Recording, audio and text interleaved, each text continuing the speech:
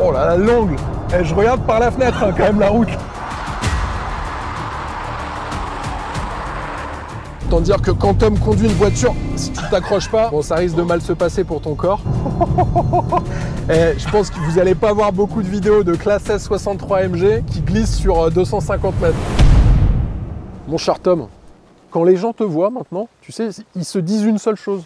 La voiture va être en travers. C'est vrai, tu penses? Ouais, c'est peut-être possible ça. Ouais. Bonjour à tous les amis, j'espère que vous allez bien. Aujourd'hui, sur le circuit de Loac, avec mon cher Tom Lejeusec, école Pégase Pilotage, avec qui on avait fait un essai ensemble. Oui, c'est vrai. Il y a quelques temps. Et je me suis dit, pourquoi pas revenir pour te faire essayer cette voiture, la nouvelle Mercedes de Affalterbach, là où est AMG, en S63 AMG e-performance, 802 chevaux, Ah oui. 1400 Nm de couple, 290 km/h en vitesse de pointe et 3,3 secondes de 0 à 100. C'est des chiffres qui font tilter, hein. Vache. Tom Lejeusec, champion de France de rallycross. Je vous amène pas des guignols les amis. Donc le but de cette vidéo, bien sûr je vais la décrire, extérieur, intérieur, toutes les technologies embarquées. J'irai faire un petit tour sur la route et puis sur la partie dynamique, tu vas prendre le volant en grippe pour me donner ton avis. Okay. Et ensuite, on verra si tu peux un petit peu jouer avec le véhicule et puis moi aussi j'essaierai d'un petit peu jouer. Avec grand plaisir. On se fait ça ? Je te suis. Bon, et le but c'est bien sûr de répondre à la question suivante. Est-ce que cette nouvelle AMG S63 e-performance de 802 chevaux en hybride peut prétendre à la première place dans la catégorie très convoitée des berlines de luxe à haute performance? La réponse en fin de vidéo, hein. Donc restez bien jusqu'à la fin de la vidéo. Sur YouTube, abonnez-vous, activez la cloche de notification. Et pareil sur mes comptes Le Vendeur Automobile, Instagram et TikTok, je diffuse que du contenu exclusif. Puis foncez voir Tom aussi sur les réseaux, il est présent. Hein. TikTok, Instagram et YouTube aussi. Ouais, je fais des vidéos avec Pégase Pilotage. Donc allez vous abonner, je vous mets en description tous ces réseaux sociaux. T'es prêt? Moi je suis prêt. Allez, on y va.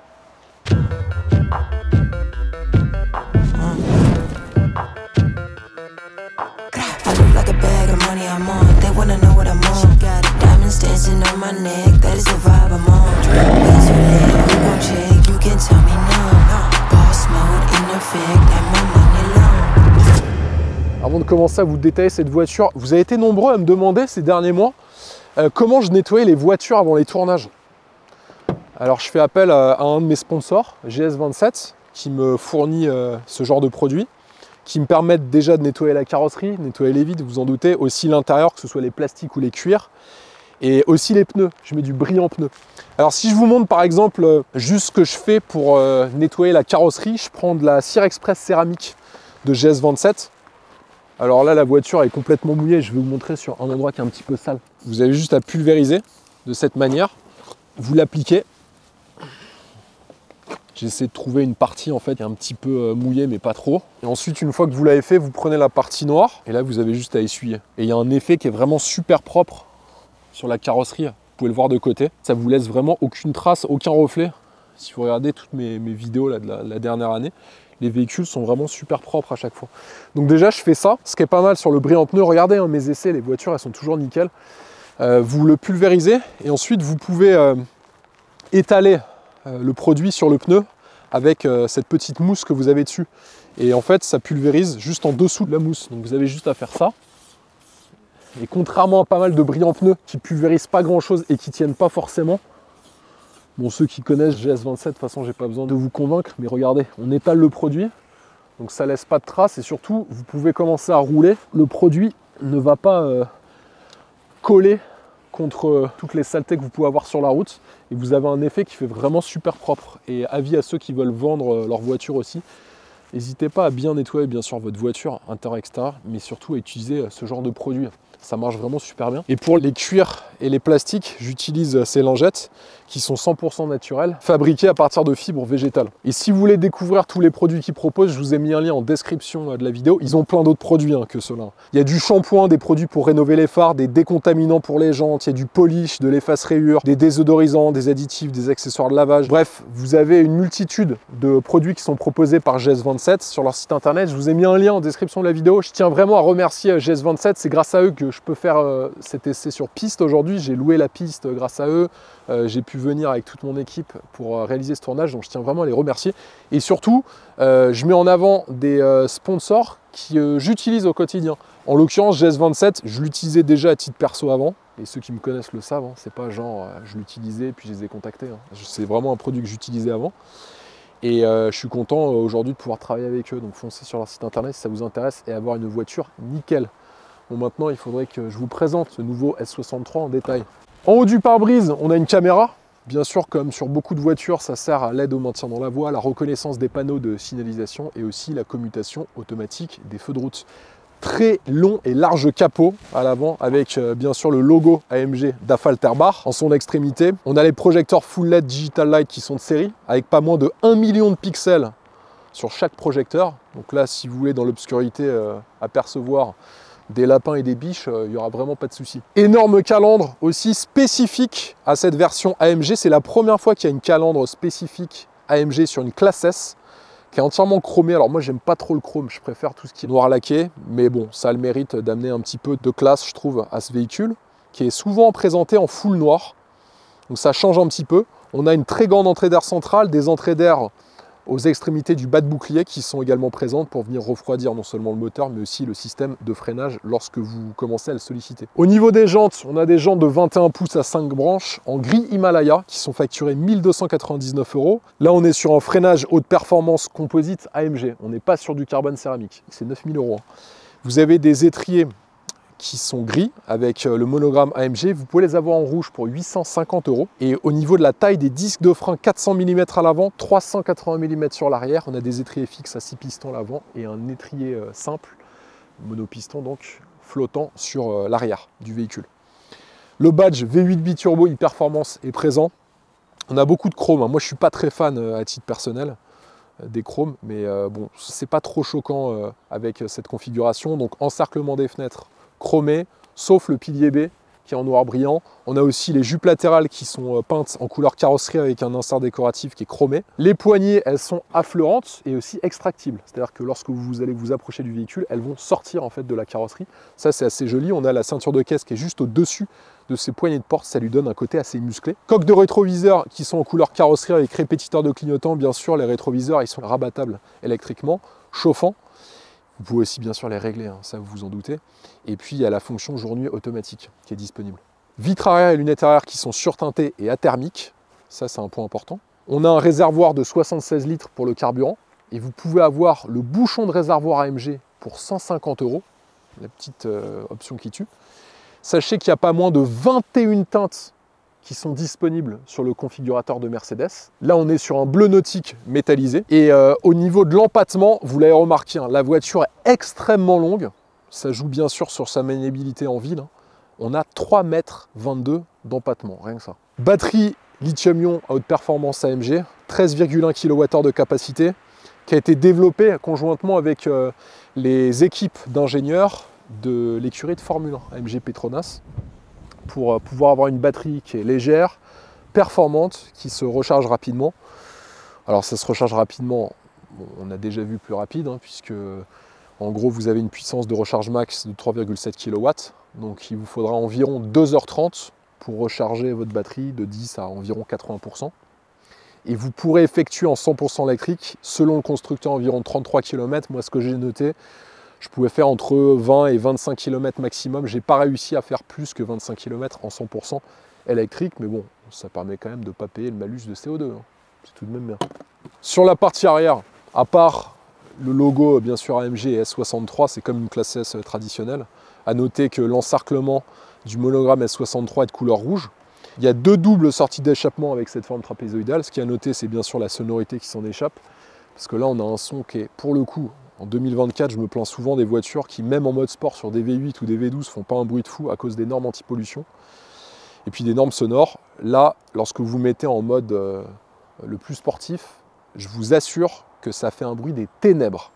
Et ça, c'est vraiment super agréable. C'est ce qu'on attend de ce genre de voiture avec des V8 4 litres. Autre point à noter, c'est le coffre. Bien sûr, ouverture et fermeture assistée électriquement. On a 305 litres d'espace dans cette configuration, c'est pas beaucoup à cause de la présence des batteries, du moteur électrique, hein, ça prend de la place forcément, vous vous en doutez. Et sur les versions diesel, on a 540 litres d'espace dans le coffre, donc on gagne plus de 200 litres juste en retirant les batteries du moteur électrique. Au niveau de ses dimensions, longueur 5,33 m, ça commence à faire beaucoup. Largeur 1,92 m, bien sûr hors rétroviseur, et hauteur 1,51 m. Et sur son poids, 2 tonnes 520, plus de 2 tonnes 5, ça commence à faire beaucoup, surtout à vide. Sous le capot, alors là on est sur une version ultra sportive en S63 AMG. Sachez qu'il y a 2 motorisations diesel qui existent sur la classe S, 350 et 450. Il y a la S580E, mais bien sûr la plus puissante c'est celle-ci. Un moteur thermique V8 4 litres 612 chevaux qui est associé à un moteur électrique de 190 chevaux. Puissance totale 802 chevaux, 1430 Nm de couple. Ça commence à être intéressant. Boîte automatique à 9 rapports, transmission intégrale. Performance stratosphérique, 0 à 100 km/h en 3,3 secondes, c'est 3 dixièmes de mieux que l'ancienne génération. Vitesse max bridée électroniquement 250 km/h et avec le pack driver AMG, vous la passerez de 250 à 290 km/h. Sur sa consommation, elle est annoncée aux environs des 4 litres par Mercedes avec le moteur électrique. Par contre, quand le moteur électrique et les batteries sont à plat, là vous allez être un peu plus de 11 litres au 100 km. Ce qui est pour la puissance du véhicule plutôt correct, et surtout quand on connaît son poids à plus de 2 tonnes 5. Bien sûr, ça c'est les données qui sont données par Mercedes quand vous êtes sur circuit en conduite sportive. Là vous allez être plus aux alentours des 17 à 18 litres au 100 km. Prix du modèle que je vous présente, 243 500 €. Ça commence à être énorme. Sachez que vous aurez ajouté à ça en 2024 un malus au poids. Par contre, elle n'émet que 100 grammes de CO2 par kilomètre. Donc là, vous n'aurez pas de malus écologique à payer. Bon, le prix est, je vous l'accorde, complètement stratosphérique pour une Mercedes classe S, une berline. Par contre, à ce prix-là, quand même, vous aurez des performances de supercar, c'est peu de le dire. Vous aurez même des meilleures performances que des voitures de sport des années 2000. C'est dire les efforts que Affalterbach a mis dans ce véhicule à ultra haute performance. À l'intérieur, on ne s'attend pas à avoir autant de place sur les sièges arrière dans une berline à haute performance comme celle-ci. Alors, une place considérable. J'ai réglé le siège avant pour ma taille. Je voulais juste vous montrer. Moi, je règle les sièges assez en arrière. Regardez plutôt. Moi, je fais 1,88 m, je vous le rappelle. Bon, au niveau garde-toit, au niveau des coudes, il y a une place qui est considérable. On peut régler, bien sûr, les sièges arrière qui sont électriques avec une inclinaison jusqu'à 37 degrés sur les sièges arrière. Ce qui peut vraiment vous permettre, notamment avec l'aide des surappuis-têtes, de vous endormir en quelques minutes. Et je vous assure que vous pourrez le faire facilement. C'est exactement comme sur les Maybach, où vous le savez peut-être, ils vous mettent des surappuis-têtes pour justement accentuer le confort lorsqu'on s'assoit dans les sièges, aussi bien à l'avant qu'à l'arrière. Alors sur la S63 AMG, il n'y a que sur l'arrière que vous avez ces surappuis-têtes. Les sièges arrière sont chauffants, ventilés, massants, avec fonction mémoire.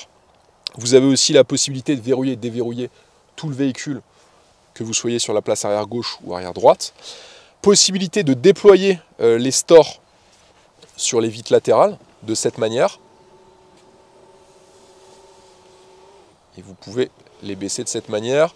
Il y a aussi le store de lunettes arrière qui est déployable, ça c'est plutôt pas mal, avec une simple commande. Là aussi vous aurez beaucoup plus d'intimité à l'arrière du véhicule. 2 écrans tactiles 11,6 pouces qui sont disponibles à droite et à gauche. Là vous pourrez régler énormément de caractéristiques et de fonctions dans le véhicule. Vous pourrez changer vos musiques, accéder à la charge, la navigation, le téléphone, la radio, les médias. Vous pourrez aussi regarder des DVD sur les places arrière. Parce que ici, vous avez 2 prises USB-C et 2 prises HDMI qui sont disponibles. L'accoudoir central, il est déployable de cette manière. Alors il y a un tunnel central qui est très présent. Donc si vous êtes à 5 dans la voiture, ça ne va pas être l'idéal pour la 5e personne assise au centre. En revanche, si vous laissez l'accoudoir central déployé, là vous aurez accès à cet écran, qui est bien sûr tactile et qui vous permettra également de régler pas mal d'éléments dans le véhicule. Donc ça c'est plutôt bien vu. Dans la couloir centrale, on a un chargeur à induction, 2 autres prises USB-C. On a aussi accès au coffre avec une trappe à ski. On est sur une sellerie cuir AMG Napa, beige macchiato, avec le haut des contreportes et du tableau de bord en gris magma. C'est un gris anthracite très foncé. On est vraiment dans le summum du luxe. Il y a aussi une fonction qui est intéressante du côté droit seulement. En fait, vous avez une fonction chauffeur lorsque vous appuyez sur cette commande, vous allez avoir le siège avant qui va s'avancer et le siège arrière qui va complètement s'allonger. Je vais vous faire la démonstration. Il vous suffit juste d'appuyer sur cette commande et regardez plutôt. Donc le siège avant droit s'avance, l'appui-tête s'abaisse. Là, il est en train de le faire pour permettre au siège d'avancer au maximum. Et là, vous avez le petit plateau qui se déploie. Bon, bien sûr, il faudra retirer vos chaussures, ce sera mieux. Et là, vous pourrez vous allonger et cruiser à 290 km/h dans cette voiture. On a aussi un toit ouvrant panoramique qui est de série. Et puis, on a le ciel de pavillon qui est en micro-cut. C'est de l'Alcantara qui reprend bien sûr ce beige macchiato des sièges. C'est vraiment splendide. Bien sûr, sur les contreportes, on a des inserts décoratifs du plus bel effet avec des encerclements de lumière à LED de couleur bleue, mais là vous pourrez le choisir, il y a énormément de couleurs qui sont personnalisables. Même constat sur les contreportes à l'avant, on a aussi un système audio surround Burmeister de 4 dimensions, 31 haut-parleurs, 1750 watts. Ça c'est inclus dans le pack business class à 18 000 € qui équipe notre modèle d'essai. Les seuils de porte sont éclairés avec l'inscription AMG, pédalier sport AMG bien sûr en acier inoxydable brossé et tapis de sol AMG. Bon, sur notre modèle ils sont en beige donc assez salissants, mais ça a le mérite d'être beau. Et puis on a surtout les sièges exécutifs, donc ils sont climatisés, bien sûr chauffants, massants. On a les appuis-têtes confort avec le logo AMG. Vous pouvez aussi régler électriquement depuis l'arrière le siège passager. Et vous avez bien évidemment une fonction mémoire. Alors en termes de confort, là vous vous en doutez, on est dans le summum. Je pense que pour faire mieux, il faut aller chez Rolls ou Bentley. Et encore, au niveau de l'assise, elle est parfaite. J'ai fait un peu plus de 800 km à son volant. Bon, pas de mal de dos, pas de douleur dans les cervicales. En fait, on sent qu'il y a un travail qui est colossal et pourtant je suis assez sensible sur le dessin des sièges et leur confort dans toutes les voitures que j'essaye. Et là, je vous assure, déjà on se sent bien au bout de 2-3 km, mais même au bout de 800 km, vous sortez du véhicule, vous n'avez strictement aucune douleur. Affichage tête haute avec réalité augmentée, ça c'est de série. On a un écran d'instrumentation 12,3 pouces entièrement personnalisable, super lisible. Le volant, bon, vous pouvez le constater, un des plus beaux volants que vous trouverez sur une berline à haute performance, c'est le Performance AMG. 3 doubles branches en cuir Napa et vous pouvez l'avoir en carbone pour 1000 €.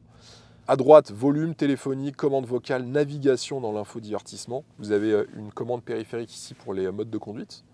Et puis à gauche, on a l'accès aux aides à la conduite et aussi la navigation dans l'écran d'instrumentation. On a aussi les palettes derrière le volant pour changer les rapports. Et puis on a une autre commande périphérique juste ici pour pouvoir modifier les réglages que vous pouvez entièrement d'ailleurs choisir. Donc on peut changer, si vous ne voulez pas avoir la désactivation de l'ESP ici, vous pouvez par exemple mettre l'ouverture des clapets d'échappement, le réglage des suspensions et ainsi de suite. En haut de la planche de bord, on a des aérateurs qui sont intégrés au-dessus de l'écran d'infodivertissement de 12,8 pouces.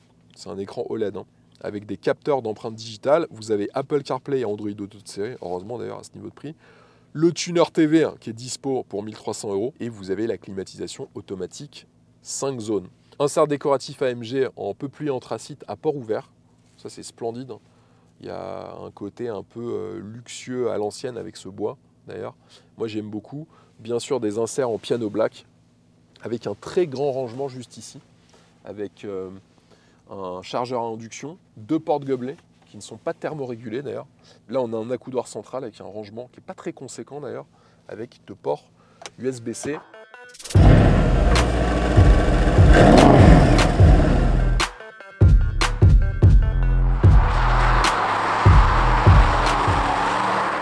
Place maintenant à l'essai routier. Je vais commencer par vous parler du Ride Control AMG. C'est un système de suspension pneumatique qui peut abaisser le châssis de 10 mm au-dessus de 120 km/h pour améliorer l'aérodynamisme du véhicule et ainsi permettre une meilleure fluidité dans la pénétration dans l'air, des consommations moins grandes mais surtout plus de vitesse. On a également ce système qui permet d'avoir une adaptation en quelques dizaines de millisecondes de l'amortissement grâce à des capteurs qui vont mesurer votre style de conduite et aussi l'état de la chaussée. Et ça va adapter l'amortissement en fonction de toutes les données qu'il va pouvoir récolter. Alors, plus concrètement, lorsque vous êtes au volant, ce qu'on ressent immédiatement, c'est une souplesse excellente, moins élevée que dans une Maybach. Vous vous rappelez, je vous avais essayé la Maybach S680.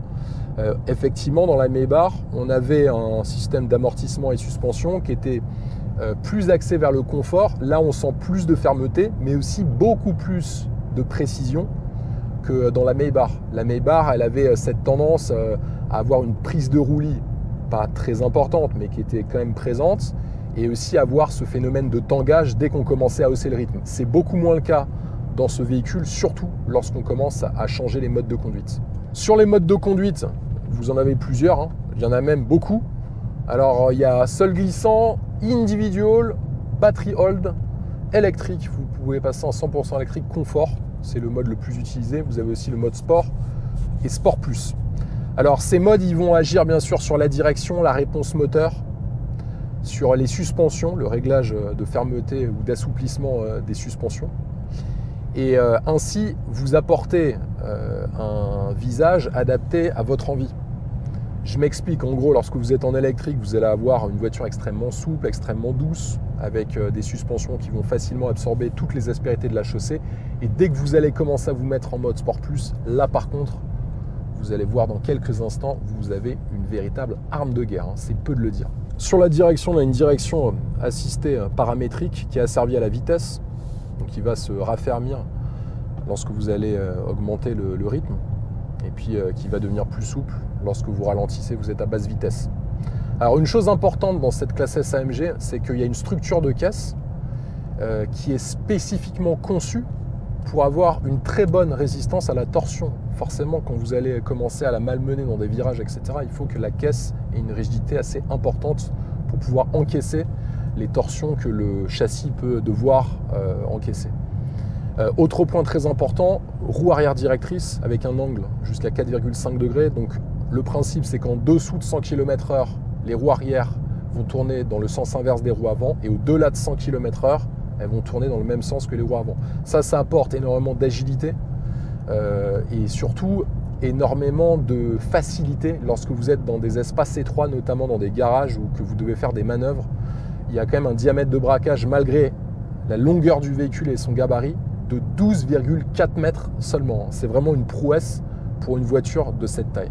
De série, on a aussi l'AMG Dynamic, qui vous permet en fait d'avoir, si vous voulez, un travail de concert de l'ensemble des éléments du véhicule pour lui permettre d'être plus efficace. Il y a 3 niveaux de réglage, il y a Basic, Advance et Pro.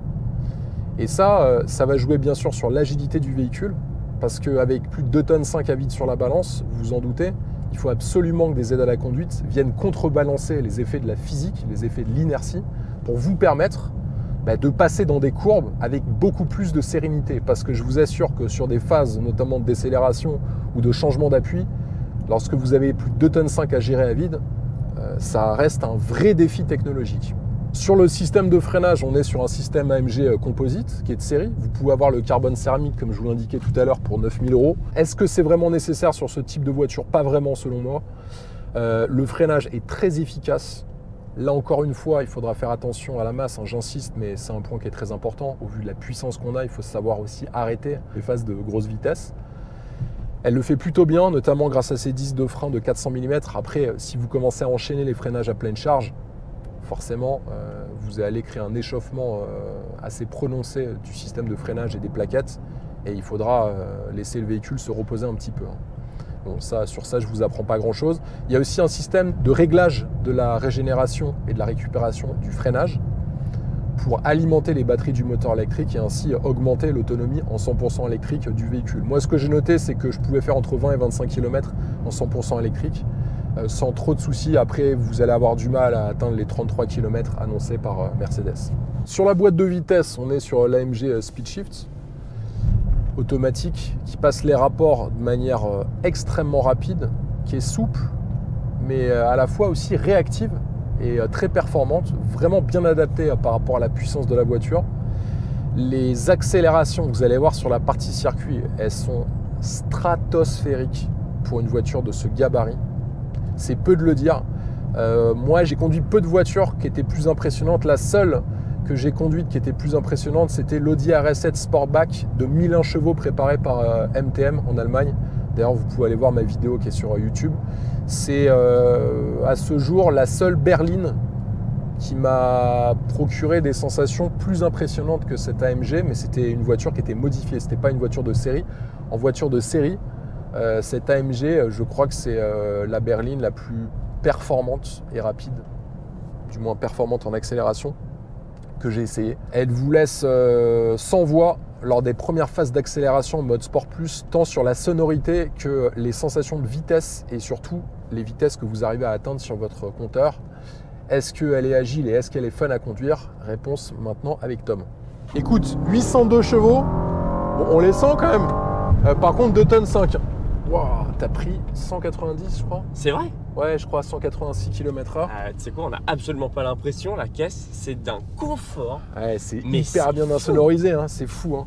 Waouh, la vache! Alors après, ce qu'il faut savoir, ils font gaffe sur les insonorisants, justement, à utiliser des matériaux qui arrivent à pallier à l'absence de bruit de moteur lorsque tu es en 100% électrique. Tu sais. Parce que tu peux rouler en 100% électrique avec cette voiture. D'accord. Après, il y a pas mal de systèmes d'aide à la conduite justement pour gérer le poids du véhicule, notamment la prise de roulis, la prise d'inertie. Ben, ça se sent parce que dans le grand droite là-bas, la voiture n'a pas bougé, elle est restée stable. Alors, il y a même là, quand on fait ça, là, la voiture reste complètement stable. Je pense que ça doit contrer sur les suspensions, les amortisseurs, et c'est vachement bien fait. Hein. Et tu as aussi dans les sièges, tu as le flanc des sièges qui se gonfle. C'est drôle ça. Ça fait un petit peu bizarre ça. Hein. On en parlait tout à l'heure, je pense que c'est une voiture, mais ça, ce sera à toi de me le dire, hein. C'est toi le pilote pro.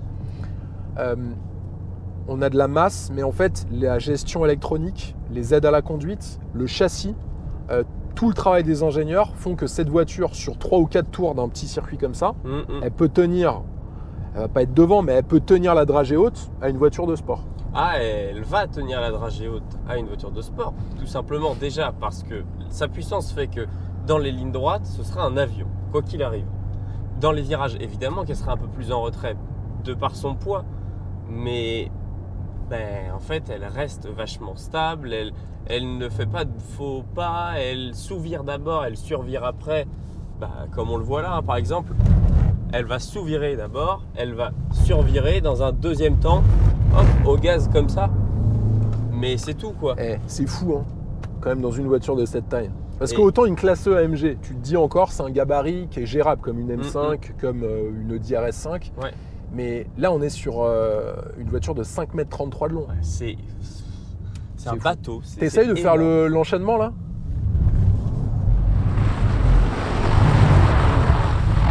Trop gentil. Ah, faut la brusquer un petit peu. C'est quand même impressionnant hein, pour une voiture de ce poids-là.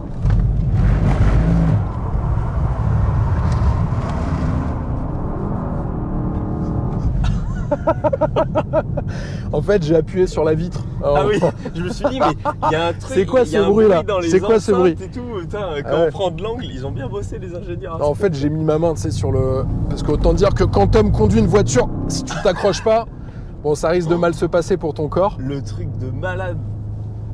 En fait, c'est drôle parce que la voiture, elle téléphone quand même. Elle est tellement lourde qu'elle téléphone, même avec des pneus en 295, je crois, derrière, ou quelque chose comme ça. Ouais, t'as des jantes de 21 pouces qui sont énormes, des pneus qui sont extrêmement larges. Bon, même si toi, Tom, il est champion de France de rallycross, donc forcément ça aide. Mais il faut quand même avoir un certain bagage pour faire ce qu'on fait aujourd'hui. Bah ouais, il faut un minimum d'expérience. Enfin, tu peux pas arriver comme ça et glisser tout de suite avec un monstre de cette taille. Mais bien sûr, c'est démesuré. En tout cas, ça se fait. Ah bien sûr que ça se fait. Ça se fait. Et ça se fait bien d'ailleurs. Allez, montre-nous un petit peu comment ça se fait. Ah non. Allez. Ah yes. Ah, elle part. Elle est partie avec. Oh là là, c'est beau. En appel contre appel, elle est partie. Mais elle se place au frein quand même. C'est étonnant quand même. Elle nécessite quand même de l'engagement. Un petit peu. Mais une fois qu'elle y est, elle y est bien et elle le garde en plus. Oh là là, c'est fou. Je pense que vous n'allez pas voir beaucoup de vidéos de classe S63 AMG qui glissent sur 250 mètres. Parce que... Wow. Ah, c'est incroyable.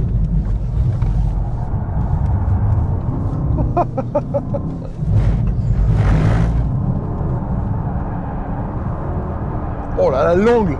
Je regarde par la fenêtre hein, quand même la route. Waouh. Ah, c'est complètement fou. Bah, tu vois, Ça, ça vaut quand même le coup pour les gens qui sont les plus sceptiques sur ce genre de voiture. Oui. De voir que quand. Bon, on a le niveau parce que bon, Tom, c'est quand même pas. C'est quand même pas le dernier à savoir piloter une voiture. Et quand on sait conduire un véhicule, on arrive à profiter de tout le travail qui est fait sur ce genre de châssis, tout le travail de gestion de la masse et surtout le travail d'optimisation des performances. Ouais. Parce que l'air de rien, là, ce qu'on fait quand tu la mets complètement en travers, ça défie les lois de la physique d'une voiture. Ah bah, je pense que les ingénieurs à la base ils se sont dit ouais la voiture elle va être super bien, super confortable, mais jamais ils se sont dit qu'il y a deux mecs qui allaient la mettre sur un circuit. Bah ouais. Mais preuve que c'est des voitures. Clairement, vous n'allez pas faire des journées glisse avec ça, quoique on pourrait, parce que ça risque de coûter cher en pneus. Ah oui, je pense, oui. Mais c'est super intéressant et c'est drôle de voir qu'effectivement, bien emmener une voiture de ce gabarit, ça peut faire des prouesses. Bon, je vais essayer un petit coup. Ah ouais, bah essaye, essaye, Bon. tu vas voir, moi j'ai pas vu le temps passer là, c'est génial. Allez, on va voir ça. Ah, elle est géniale cette voiture. Un pro, maintenant un amateur formé chez Pégase. Préparez-vous les amis. Attention, ça va voler. Elle est confortable quand même. Mais grave. Pour tes stages, tu Salon. devrais mettre ça comme voiture. Ouais, salon roulant. Un coup de gaz. Et tu le gardes. Et tu freines un peu. Et léger gaz, léger. Pas trop parce que en 4 motrices, ça déplace toute la voiture latéralement dès que tu mets du patinage. Ouais, elle part au frein. Ouais, elle partira au frein. Une fois que les pneus sont chauds, elle part au frein.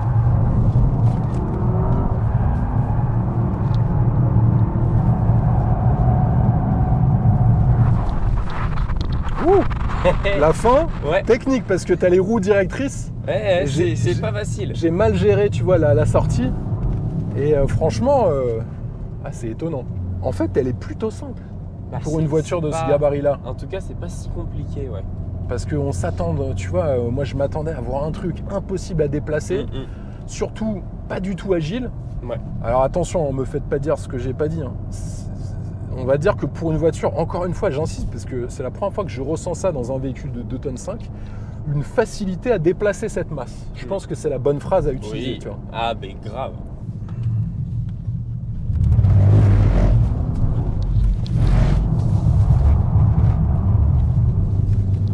Putain, ça met de l'angle. Hein. Ouais. C'est étonnant. Bon, écoute, moi, cette voiture, elle m'a étonné. Oui. Ah, c'est très étonnant. T'as raison, c'est vraiment étonnant. C'est peu de le dire, franchement, tu vois, je m'attendais pas déjà à pouvoir glisser avec une voiture comme ça. Et franchement, on peut, je dis pas faire des journées de glisse, faut pas exagérer non plus. En tout cas, son titre de AMG e-performance, le terme performance n'est pas usurpé selon moi. Ah non. Tu peux vraiment faire des temps sur circuit. Je pense que ça, c'est une voiture avec des pneus adaptés. Tu prends un grand circuit genre Manicourt, elle va pas faire les performances d'une GT3 RS, faut pas exagérer. Non, mais à mon avis, le temps qu'elle va faire sera pas ridicule. Non, ce sera pas ridicule du tout. Ouais. C'est sûr, parce que rien que sur un petit circuit comme l'OEAC, la voiture n'est pas censée être agile. C'est pas censé être agile du tout. Et pourtant, on prend 190 sur le mouillé. ouais, elle part. Ouais, là, elle est partie au frein. Elle part au frein. Là, elle est partie au frein. C'est étonnant. Hein. Je pense que ces pneus, plus ils chauffent, plus la gomme se perd un peu de sa qualité. Parce qu'elle chauffe de trop, la gomme. Je pense. Ah. Un petit retour d'échappement, tu vois. Exactement. Mets ton volant droit. Et là, on va essayer de la faire partir au fond. Ah, elle y va, hein. Ah, c'est ouf, hein. Elle y va. C'est clair.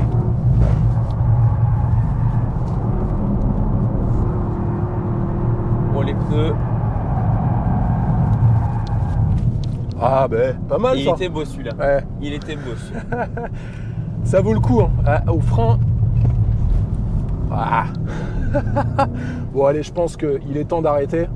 Parce que là, les pneus, sinon, on va pas pouvoir rentrer à Paris. Ouais, exactement.